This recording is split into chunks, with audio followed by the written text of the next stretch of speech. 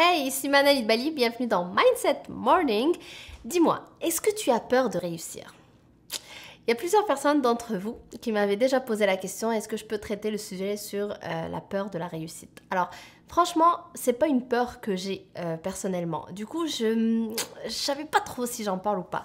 Mais lorsque j'ai suivi ma formation avec David Lefrançois, du coup, on en a parlé. Et du coup, j'ai découvert que, en fait, la peur de la réussite n'est pas liée à la réussite en tant que telle, c'est plutôt lié à d'autres peurs cachées. C'est-à-dire que lorsque j'ai peur de réussir, c'est parce que j'ai peur d'un changement quelconque qui va arriver lorsque je vais réussir.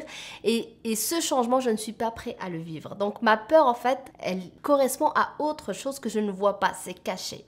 Et pour illustrer la chose, je vais te raconter une histoire que David Lefrançois lui-même nous avait racontée. En fait, un jour, donc, il accompagnait un champion olympique et ce champion-là, qui n'était pas encore champion, lorsque il faisait ses tournois, donc à la fin du tournoi, à chaque fois, à la finale, lorsqu'il arrivait à la finale, il perdait parce qu'il faisait des erreurs de débutant. Et ils n'en revenaient pas tous, son coach, David Lefrançois lui-même, comment ça se fait qu'il faisait ces erreurs de débutant à son niveau. Et en fait, donc, dans son accompagnement, David Lefrançois, avec lui, il s'est aperçu que ces erreurs de débutant, c'était au fait des comportements d'auto-sabotage. C'est-à-dire que cette personne-là avait tellement peur de réussir que du coup, il s'auto-sabotait en faisant des erreurs que normalement il ne ferait jamais. Et en fait, donc en creusant, David s'est aperçu que la peur que cette personne, ce champion-là avait, c'était le fait que s'il devenait champion, donc s'il remportait le tournoi, il allait devoir déménager, il allait devoir changer de ville et habiter dans la capitale qui est Paris.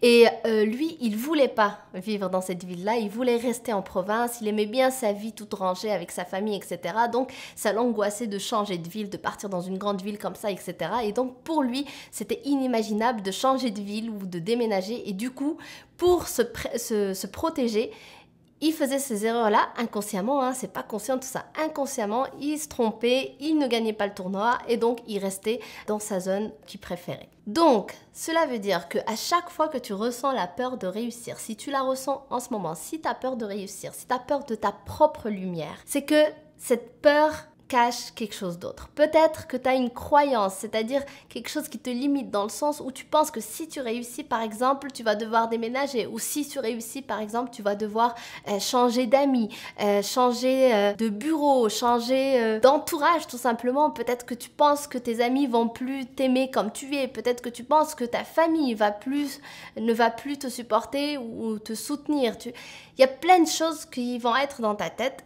qui vont être la cause de cette peur de réussite et donc la cause inconsciente des comportements d'auto-sabotage que tu peux avoir qui t'empêchent d'aller au bout de ce que tu souhaites et qui t'empêchent donc de réussir. Donc aujourd'hui, je t'invite vraiment à réfléchir à ce sujet, à y penser et si tu as peur de réussir, je t'invite à te poser la question suivante. Qu'est-ce qui va changer dans ma vie si jamais je réussis? La réponse à cette question va être ta réelle peur. Et du coup, là, tu vas pouvoir travailler cette peur-là. Tu vas simplement aller valider si vraiment tu as besoin de déménager si tu réussis ou vraiment tes parents vont te laisser tomber si tu réussis. Donc, toutes ces choses limitantes que tu peux avoir dans ta tête, une fois que tu les définis, tu vas pouvoir aller les valider. Et tu vas t'apercevoir qu'en fait, c'est juste un blocage mental parce que tu n'avais pas mis le doigt encore dessus. Mais une fois que tu le fais, tu vas pouvoir te libérer et avancer pour réussir ce que tu as envie de réussir. Alors j'espère que ça t'aide. N'hésite pas à partager avec moi en commentaire si jamais tu as peur de réussir. Qu'est-ce que cette peur cache vraiment en toi? Ça me ferait très plaisir d'échanger avec toi sur le sujet. Alors merci d'avoir regardé la vidéo. Je te retrouve dès demain sur une prochaine vidéo. D'ici là, n'hésite pas à liker, à partager et surtout à t'abonner. Je te fais de gros bisous. Bye!